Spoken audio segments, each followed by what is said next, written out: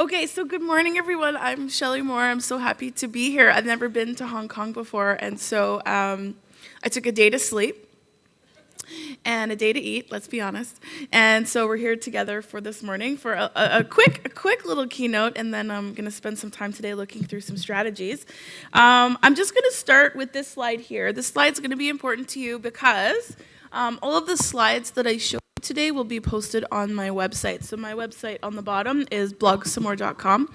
I'm also going to show you some resources that are also open access on 5moreminutes.com. And if you want to see pictures of my puppy, those are all my social media handouts. So you just follow me around. So we are here today to talk about inclusive education. So to tell you a little bit about myself, I'm from Vancouver, Canada. Originally, I'm from a place called Edmonton. Is anyone a hockey fan? Wayne Gretzky. Yeah, Wayne Gretzky was from my hometown. And so, the story of inclusion for me kind of starts back in the 80s. Is anybody here not alive yet in the 80s? You really missed out. I'm really sorry. So the 80s, when I grew up in the 80s, the school, the education system that I grew up in, I made it to about grade 3 just being cute. But once grade 3 comes, then you have to write and read and things. And so grade 3 was the year that I started to really struggle. And so that was the year that I was diagnosed myself as having a learning disability that manifested very, very much as behavior. You learn very quickly that if you're bad, you don't have to do reading and writing. And so I very much struggled all through school. And there came a kind of a point in middle school, kind of grade 7 to 9, that I was like, okay, I kind of want to work with kids like me because this is awful, and I want to be a part of that change. And so, the long, convoluted road to become a teacher, my very first job was in New York City. And it's funny because when you go to school and you learn about inclusion, this is what you learn. Inclusion is for everyone. That's what they say in Canada. That's what they say in America. Inclusion is for everyone. And so I kind of learned very quickly that we talk a lot philosophically about inclusion and how, yes, inclusion is for everyone.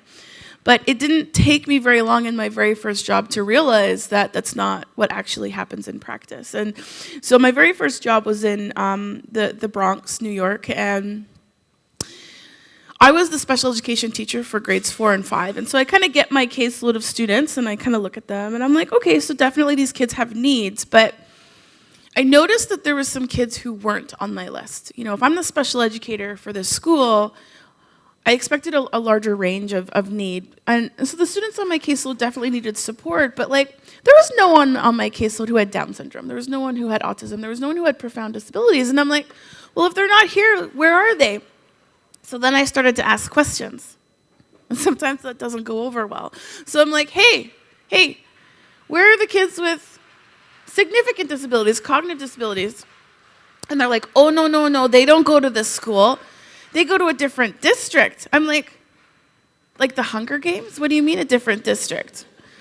And so my very first job, within the first week, you realize that, inclusion isn't happening for everybody, right? So kids, it's kind of like inclusion, we're going to be inclusive for the kids who are here, but I've realized over time that inclusion is really evolving to who's not here, right? That becomes this equity conversation.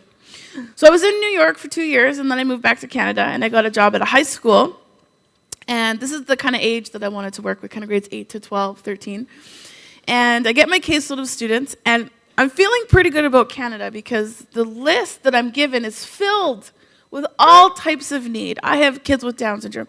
I have a little guy who has autism, Down syndrome, and he's deafblind. And I'm high-fiving myself for diversity. I'm like, yes. And so I'm trying to find, and this is a public community school. I'm feeling really good. So then I'm walking around the school, and I'm singing "Oh Canada." And then I get lost. Because I can't find my classroom. So then I ask one of my colleagues, I'm like, hey, can you tell me where this classroom is? And they're like, oh, no, that's not a classroom, that's a wing. I'm like, oh, really? So I go, and sure enough, I'm in a whole wing. I have my own classroom, I have my own bathroom, we have our own gym, we have our own entrance. It's behind 3 sets of double locked doors. I'm like, well, we're here. But is this inclusion like we're in the building but no one knows we're here? Right. So, first year I lay low. Second year I went to a staff meeting. I went to a staff meeting before, but I didn't talk. Let's just clear. The second year I went to a staff meeting and said, "We're coming out. None of you are safe." There was like a teacher in the front row who was a physics teacher smirking with his arms crossed. I'm like, Jonathan's coming. And it didn't go well. Didn't go well at all because I misunderstood inclusion to just be place. So we put all of these kids in all of these classes, and all of a sudden there was a whole bunch of behavior. And I said to teachers, I'm like, what are you doing to meet their needs? And they would run away. One person hid behind a photocopier when they saw me coming because they thought I was like the inclusion police, right? And I'm just like, what are you doing to meet Jonathan's needs? Inclusion is a human right. They ran away. So then I'm getting frustrated. I'm a Leo. This is important for you to know. I'm getting frustrated, so I'm like, they don't teach you how to change people's minds in university, so I'm like, I need a book. So I go to the bookstore. I need to do some research. I find the perfect book. It's called How to Deal with Difficult People. Perfect. I take it home. I open the book. The first line says, if you bought this book, you are the difficult person. Didn't feel good. So I went back to the staff meeting, and I said, we changed our minds. We're going back in, but we're rebranding. This is not a segregated program. It's exclusive. We're going to have so much fun, and you're not allowed in. Those doors aren't to keep us in. They're to keep the rest of you out. Now, this worked in my favor because this was during the 2010 Olympics, so we just went on field trips every day. And when you walk downtown Vancouver with like 18 kids with significant cognitive disabilities, you get everything for free. And so my kids are starting to pick up on this. So I have a student in a full motorized wheelchair. He's like, Miss Moore, you want me to go first? I'm like, get up there, right? We spend the month. We went to every Coca-Cola party tent. We got tickets. We got a room. We could put on white gloves and wear the medals. It was the greatest days of our life. And they built like a sky train for the Olympics. One day we just rode it. And one of my EA's educational assistants, she looks at me and she's like, Shelley, this is the best program I've ever worked in. I'm like, right? I don't know what I was thinking. Inclusion is inclusion. Special education is the best. It's so easy. I could do whatever I want. Everyone agrees with me. The program actually got bigger because all of my assistants were like, can I pull my kids out of school and so that they can join this program? I'm like, totally. You're honorary disabled. And we had this great time. All my kids just dated each other. It was the best. And then the Paralympics came, so we just did it all again. But the Olympics can't last forever. And we had a speaker come to speak to our staff. And I'm in my third year of teaching. I think I know everything. Sitting in the front row, I am ready to learn. The speaker's name is Bennett. And Bennett was part of kind of this really instrumental movement of early in the 2000s when we realized the importance of building community in classrooms and how kids can't learn unless they feel like they belong, right? And so he's speaking to our staff, probably about similar size of group, and he puts a slide on the screen for everyone, and it says, how many of you are refined at a practice that you don't believe in? And it kind of got me in my little pedagogical heart, because I realized that was exactly me. I had gotten so wrapped up in the practice piece that I forgot about my philosophy. I forgot that I went into special education not to become a special educator, but to become an inclusive educator because of my own experience in school. And so that was a huge turning point in this whole kind of journey of inclusion, because I realized that now that I saw that, I couldn't unsee it.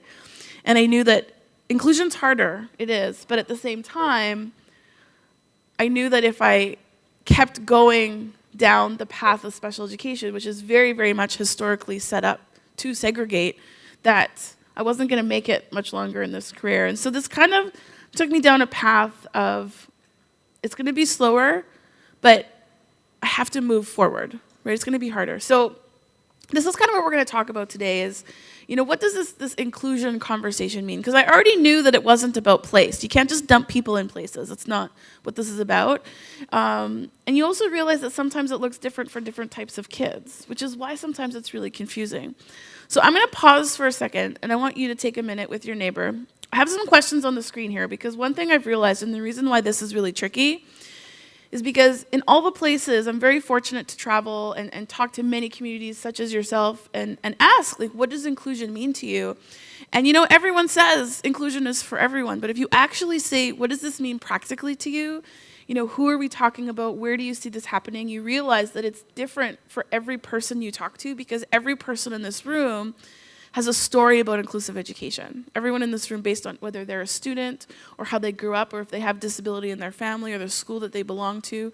And so I'm going to just kind of hand this over to you for a minute or so. If you were to kind of capture for yourself what inclusion means today, what would you say? There's some questions to kind of help guide you, but we're going to kind of dig into this a bit. On your mark, get set, go. 2 minutes. What does inclusion mean to you?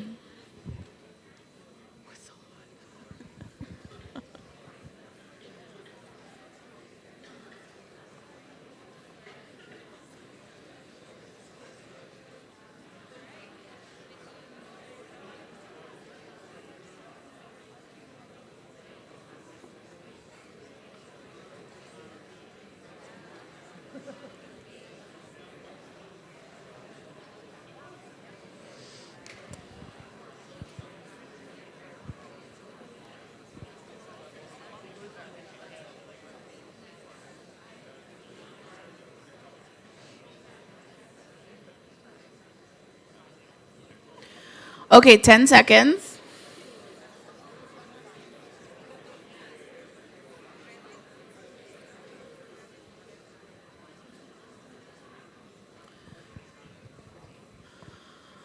Okay, you ready? Let's do this together. So this little moment for me happened, I would say, my 3rd year of teaching. So this is more than 10 years ago, where I had to really ask this question for myself. Is what does inclusion mean, but what does it mean practically, not philosophically? Because we're actually pretty much on the same page philosophically. What does this mean in practice? And so our school kind of did a little inquiry on this, and so I'm going to kind of walk you through this, because we realized that even within our school, we had to define this for ourselves. We had to construct this together. And so we started to kind of look into research and literature around what inclusion means, but especially kind of for that secondary grades 8 to 12 range, because it's different. Like, secondary schools are set up to be less inclusive than elementary schools, right? Like the infrastructure of it. So these, we realized why we were confused though, because depending on what we looked at, inclusion was called a different thing. So sometimes it was called mainstreaming. Sometimes it was called integration. Sometimes it was called least restrictive environment. Like, it was called different things. And we're like, no wonder this is confusing. Okay, so here's your next job. These were words that kept coming up. They kept coming up in our research, and we looked at them and we're like, okay, so we know what those words mean, but what we realized is that we didn't know how they were different from each other. Because what's the difference between exclusion and segregation, right? Like, what's the difference between inclusion and exclusion? And so this became the next conversation. So you ready? I want you to talk to your neighbor again. How are these words different from each other? Okay? I'm going to give you 90 seconds. On your mark, get set, go.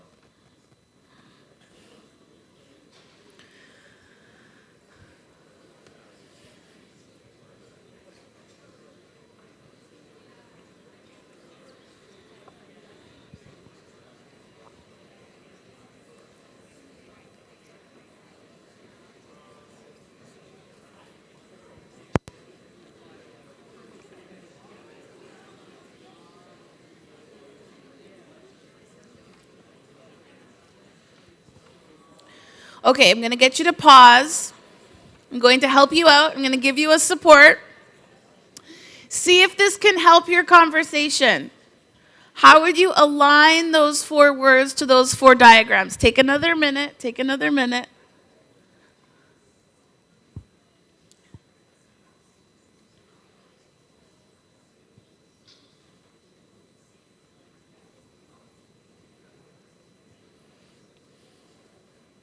Are you confident? Okay, let's do this together. Now, there's a lot of you and there's only one of me. So we're going to do, I have to know what you're going to say. So we're going to do this using sign language. But first, we're going to review our sign language. Okay, ready? This is an A. Show me your A's. Those are very good A's. Very good. B, fingers together. This is the hardest one. It's a C. You see? Good, good. This is a D. Point your finger up. Sometimes I get this mixed up with an F. Yeah, so D. I think it's also a D. Is it a D? It's a D. Good.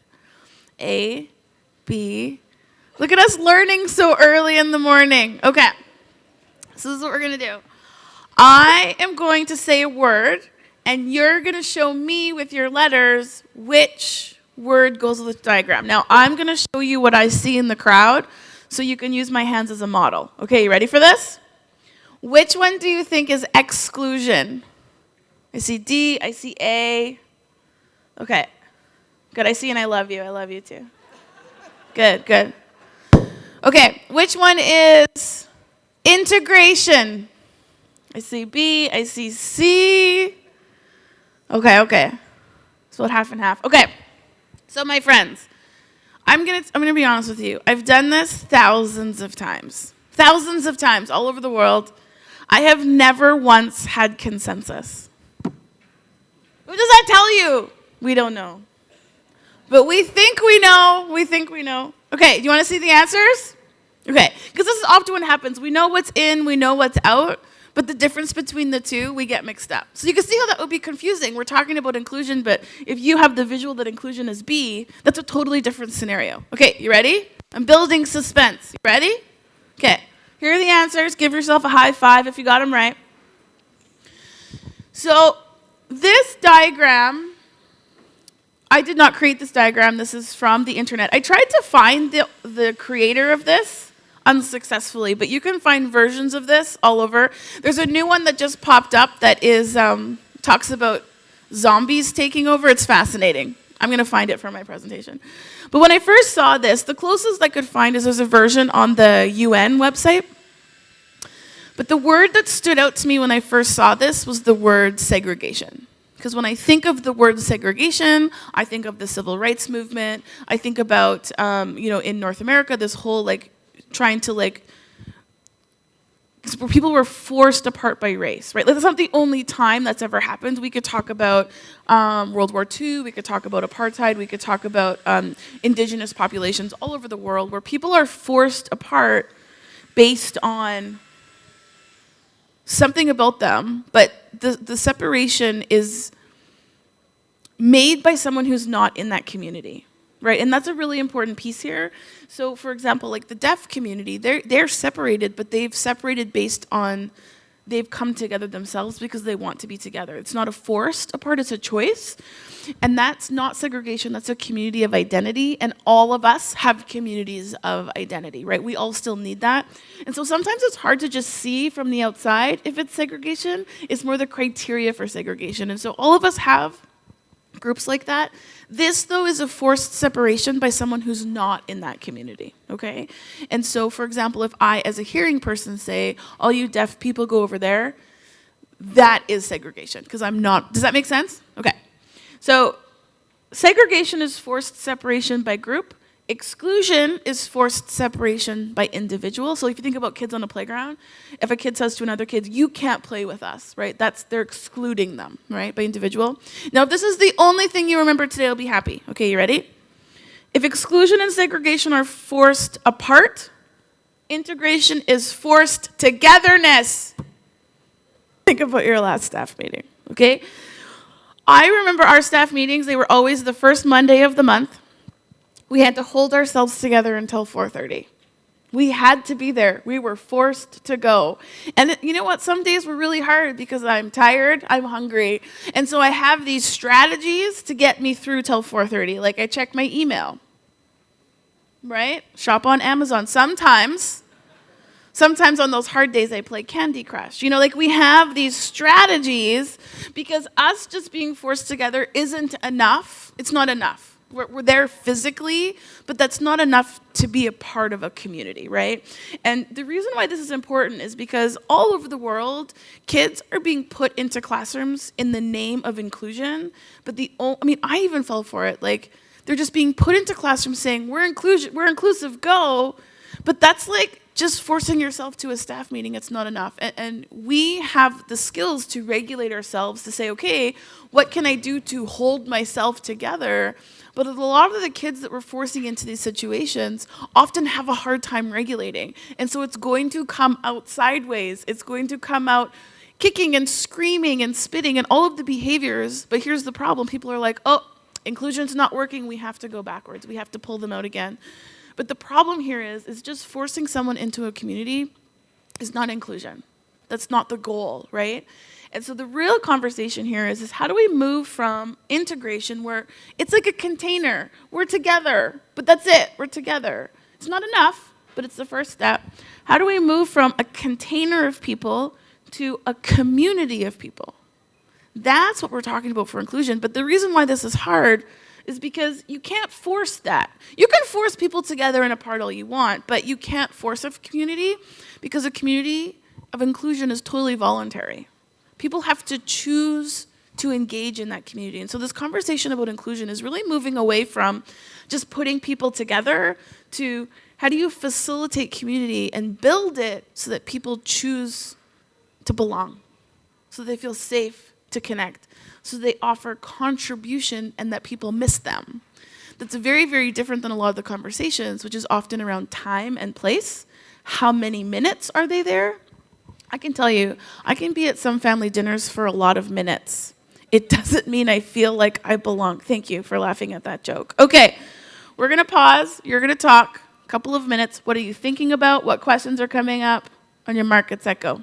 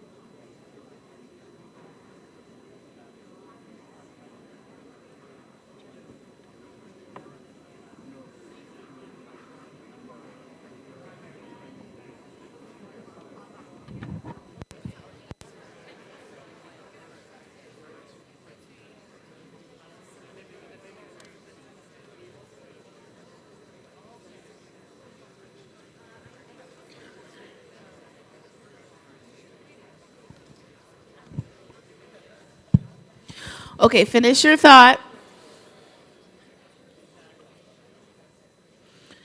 Okay, so I love this slide. This slide is such a good slide for conversations. But I have to tell you, I was teaching a course at the University of British Columbia, and one of my colleagues was like, well, Shelley, what if, like, I've never gone to a school that says they value segregation. It's never happened, right? It's never happened. But, like, kids will experience all four of these things sometimes depending on the day, depending on the teacher, depending on the school, depending on the time of year. Right? So you look at this and you realize it's not as black and white as, is this an inclusive school or is this an, you know what I mean? Like sometimes you can feel multiple things at the same time. So one of my colleagues was like, you know, Shelley, what if these are less different from each other, but maybe they influence each other? And this made me, sleepless nights, caused sleepless nights, because what I realized is that these are less about different kind of concepts and more about influencing concepts that affect each other. And so I thought about this. Now, I don't know if anyone in this room has done a PhD before, but I'll tell you something. I'm trying to do a PhD, and there's a whole lot of more things more fun than doing a PhD. Like everything. So one thing that I do like to do more than my PhD is YouTube videos and podcasts. So I created a procrastination project called 5 More Minutes YouTube channel. And my very first video was about this idea of how do these visuals affect each other. So I'm going to show you the very first video of my 5 More Minutes channel. And it's how these relate to each other. And how it works is there's a new video that comes out the first Monday of every month because I'm trying to spice up the staff meetings. So feel free to use them. So here it is. So sit back and relax. The goal is for these videos to be 5 minutes or under. And just see how do these concepts affect each other. Okay. Uh-oh. It's too big. Okay, here we go.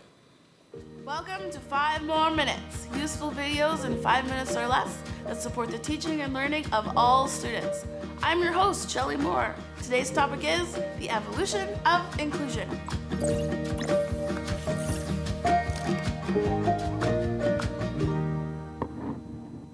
Okay, so you remember the dots? I know. I've shown you these before.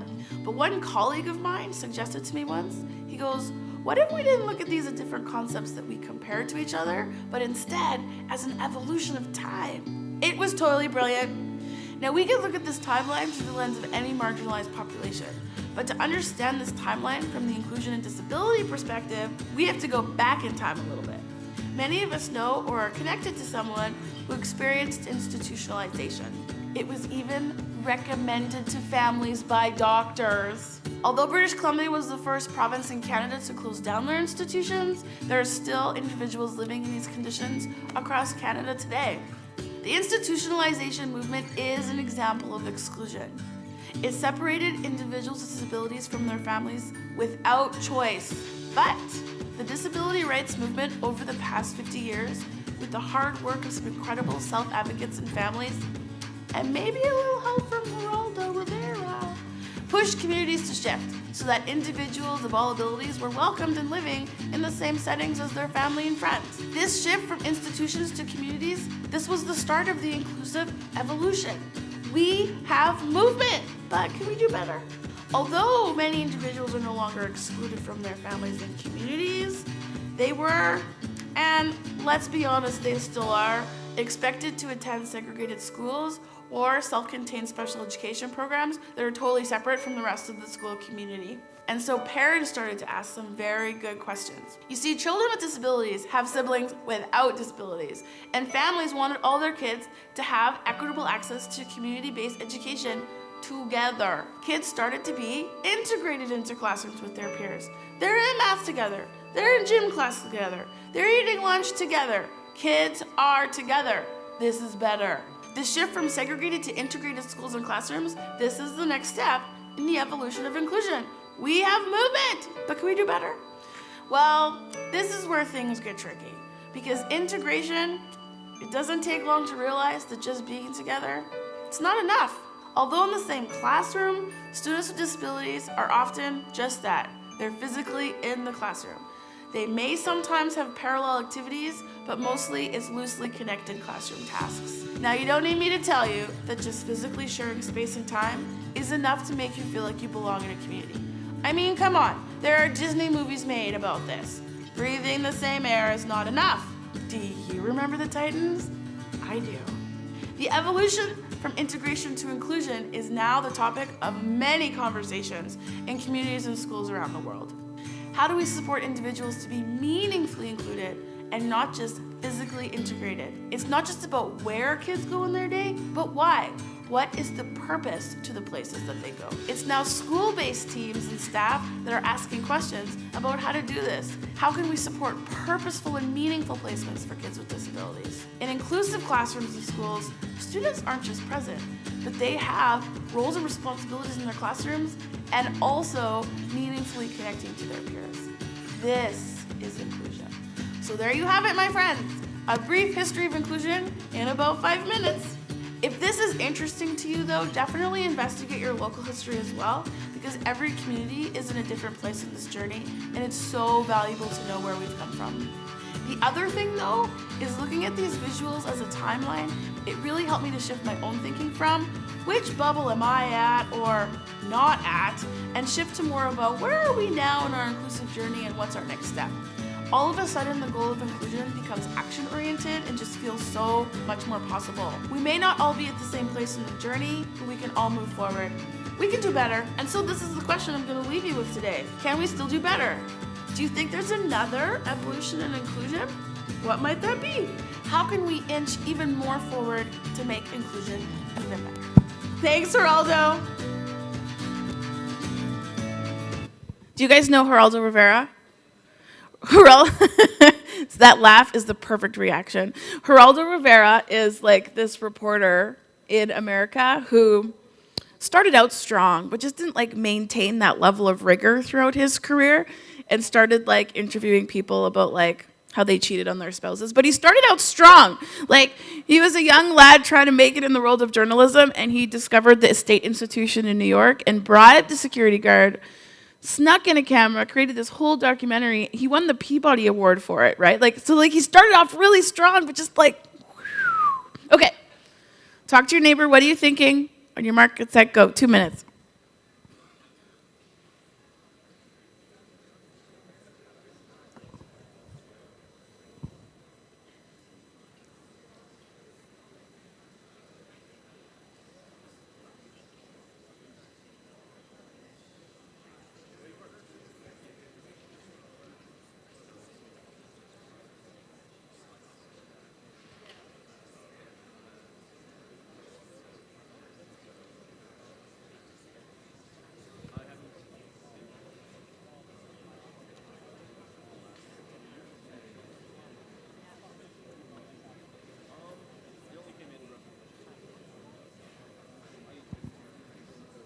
Okay, 10 seconds.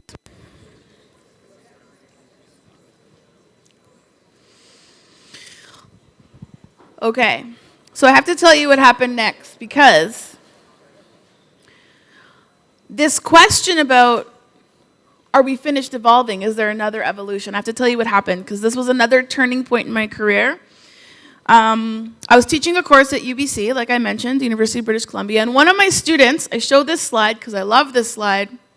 I put this on the screen, and one of my students says, I hate this slide. And I'm like, don't you want to pass? Pull yourself together. And she's like, no. She's like, I totally disagree with you. I don't think any of those are inclusion. And I'm like, we just watched a video. All of these are versions of inclusion over time. She's like, well, that's not inclusion to me. I'm like, tell me more. So she goes, okay, let's talk about this. You're showing us 4 bubbles with a whole bunch of green dots, and we're trying to figure out what to do with these dots that aren't green. And so she's like, okay, great, yeah, I'll include those non-green dots. But this is what really happens. The red dots are attached to red teachers, and the blue dots are attached to blue teachers, and the yellow dots are attached to yellow teachers. This is what really happens. Sure, I'll include them, except if they're not green enough, and then I'm going to send them to the blue teacher to get fixed, and they can come back when they're green. She goes, that's not inclusion, that's assimilation. I was like, okay, you can pass. And it caused this whole conversation, because you realize that that model is the medical model, right? You go to the doctor when something is wrong, and then they fix you, or they send you to a specialist to get fixed, because the goal is to be green. And this, like, my lesson plan went right off the rails, because you realize that this is so true. Like, special education evolved out of that model, right? Fix what's broken. But we're realizing a few things in education. The first thing is that some kids can't be fixed. And the second thing is, kids aren't broken, right? And so then we're thinking about this in terms of, okay, well, if that's not inclusion, then if that's not the goal, what is the goal? And this, like, we went off. And so another student was like, okay, what if everyone's a different shade of green, continuums of greenness? And the student, her name is Julie, I'll never forget it. She's like, well, no, because some kids will never be green, ever. But it doesn't mean they can't find success and happiness in the world. And in fact, some of the most successful people I know are successful because they didn't fit in the green box, right? She's like, but this is also bringing up a whole other conversation. And this is a worldwide conversation, because there are kids in the world who are so green. They're green, green, green. They have all their gel pens lined up on their desk, right? They follow you around. Is this right? Is this right? Is this right? Like, they have hypoallergenic dogs. They have limited screen time. We love these kids because they're like us. Because who are the greenest people in the world? We are. Because we're like, we love school so much, we're going to stay in school forever. So what's happening is we have these kids that are doing everything right. They're doing everything they're supposed to be doing, but this is what's happening. They're getting into the world, and they're having a hard time. Because this whole education model, and this is what we're going to talk about, like, kind of throughout the day, is this whole education model that we're in was developed for the skills of centuries 200 years ago. So kids are doing everything right, and they're getting into the world, and they don't have the skills because we need humans for different things. And so this is causing curriculum reform all over the world. This idea of who are the learners that we value, who are the learners that we're sending out into the world, and are they ready? And even the best students aren't. And so this conversation is huge. So then we're just like, well, what is the goal then? What's the visual? If green's not the goal, what's the goal? So we had this conversation, and this is what we decided. The problem with all of these diagrams is that we're othering people. There's those other people over there. Those other people, they need something different. Now, we do this to populations all over the world. Those other people. It's called othering. And if we really want to be inclusive, the question is, can we teach kids without othering? Can we teach kids so that we're no longer saying those are your kids, or they go over here, or those kids go over here? And the only way we can do that is if we start to actually acknowledge that the only way to stop othering is if we acknowledge that everyone's an other.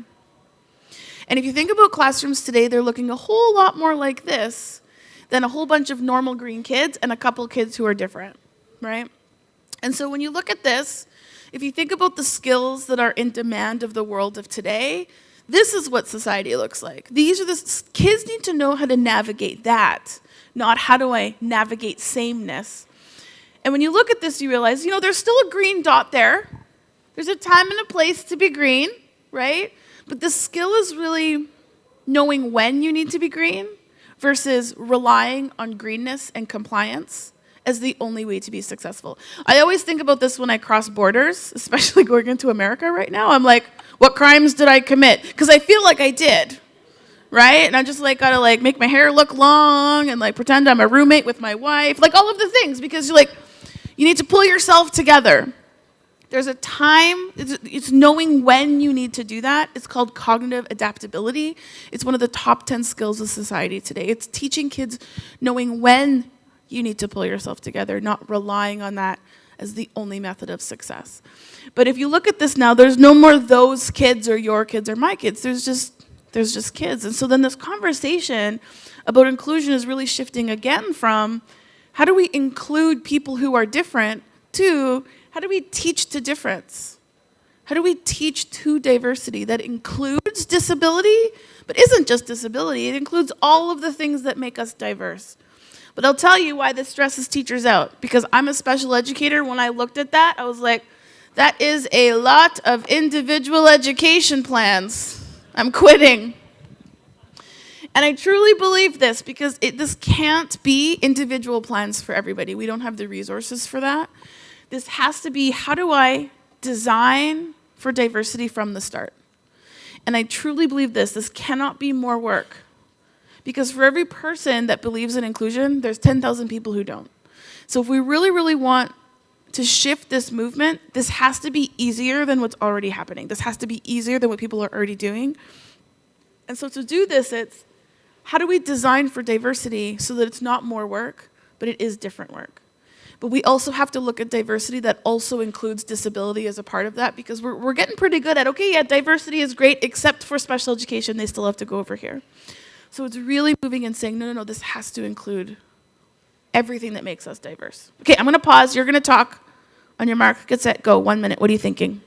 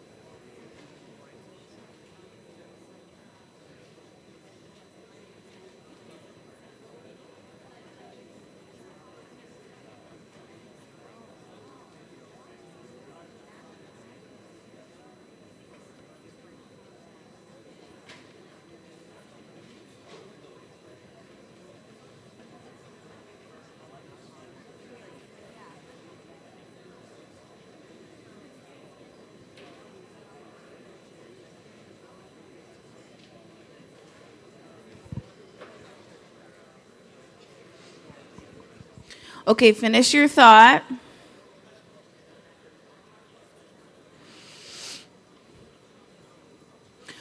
Okay, you're going to love this. So just when I think, I get it. Okay, inclusion means teaching to diversity, I get it. And then the YouTube video comes out. Now, if you remember the video at the end, it says, what do you think the next evolution should be? Technically, that was rhetorical, but nothing on the internet is rhetorical. So people are emailing me what they think it is. So I'm going to share with you some iterations. So the first person who emailed me was a mom. She's like, Shelley, I got it. I know what the next evolution is. All of those dots are the same size. Size matters. She goes, my son is a little person. One of those dots should be smaller than the rest. And I'm like, you're not wrong. You're not wrong. Another guy emailed me. He's like, Shelley, what's with this dark black line? What about virtual communities? What about communities outside of school? It should be dotted. I'm like, totally, great. It's perfect. And then someone's like, Shelley, you're only showing one bubble. You can't just feel like you belong in one community. That's not inclusion. That's a default. There should be at least 4 bubbles. I'm like, my slide isn't big enough. So, in honor of the feedback, here are other iterations. We have tiny dot, we have dotted line, we have the quad model. So now I'm like, okay, fine, right? Then I'm speaking at a conference. The whole district is there. Someone in the crowd yells at me, Shelley, I can't commit to a color. Where's the intersectionality? I'm like, I'm quitting, right? And so then I started really thinking about this because it's so true, because you realize that all of us are made up of multiple identities, right? So then I'm thinking, I don't know if you guys have this game. Do you know Trivial Pursuit? What if we were Trivial Pursuit pies? Right? All of us are made up of multiple identities. So this took me down a wormhole of Google Images, and I found this, which I love. Because you realize, like, what if the goal of education was less about how do we make you green, or the same, and shifting to how do we help kids find their color? How do we help kids be brighter? How do we help kids learn from each other's brightness? But then you realize, okay, that's not teaching to diversity. That's helping kids find their color. That's teaching to identity. And this was like, oh my goodness, this is it. This is what we're trying to do, because you can't teach the diversity if kids don't know who they are. And you realize that over time, school is not safe for everyone, especially populations who've been marginalized. It's not safe for them to identify. And I'm going to tell you a really quick story about this that really helped me understand this, but it took me a long time to understand this. And when I was teaching in New York, I was teaching grade 4, 5, and we had an opportunity. So just to give you an idea, half of my kids are African American, the other half are Dominican, Puerto Rican, right? So just the composition. So we have this opportunity to have like cultural activities in the morning, because of course, like I'm in a very, very impoverished neighborhood. So one of the activities that we got to do was African drumming. Now this is like as authentic as you can get in New York. This isn't like some white guy with dreadlocks from the Upper West Side. Like this is actually a person from Africa with actual African drums, okay? And we love it. We love it. Like the kids, every Tuesday morning we'd come and we'd sit in a circle, we're drumming, it's beautiful. And then one morning, one of my kids walks in and the teacher says to him, "Good morning, my African brother." And I think this is beautiful because I cannot say that to him. Right? I can't connect with him on that identity. And then he kicks his drum at the teacher and says, "I will never be African." And I'm sitting here and I'm like, so he walks out of the room. So I go to him in the hallway. I'm like, "Honey, what's happening? What's going on?" He's sobbing. And he goes, "I'm not African, Miss Moore. I'm not a slave." And you realize there's this misunderstanding of identity that I cannot tell him. I cannot tell him who he is. I'm like this middle-aged white gay woman from Canada. What do I have in common with this 10-year-old African-American boy? Like, I cannot tell him who he is. And I always come back to that because I realize, like, that's what school is for. School is to help kids be in a place that's safe so that they can proudly say who they are, who their identity is. You can have kids who can proudly say, "I have autism." You have kids who can proudly say, "I'm queer." You have kids who can proudly say, "I'm African." But you realize that they don't say that, not because that's not who they are, but because it's not safe for them to do that. And our kids who are disabled fall into that category. And so I think this is, if I could go back in time and give myself advice in my first 2 years of teaching, it would be this. I can't tell kids who they are, but I'm realizing more and more that this idea of inclusion is becoming, how do I create my classroom to be safe so that kids can figure out who they are, so that we can help them be brighter, so that we can help them learn from each other's brightness. And so my definition of inclusion might change in a year, because I realize that this changes all the time, because it's not a destination, it's an evolution. But this is my most recent understanding. How do we help kids find their color? How do we help them to be brighter? That is what inclusion means to me. So I'm going to stop. I'm going to put this up one more time. Thank you so much for inviting me. I've had an absolutely incredible visit so far, and I hope that your day is phenomenal. Thank you.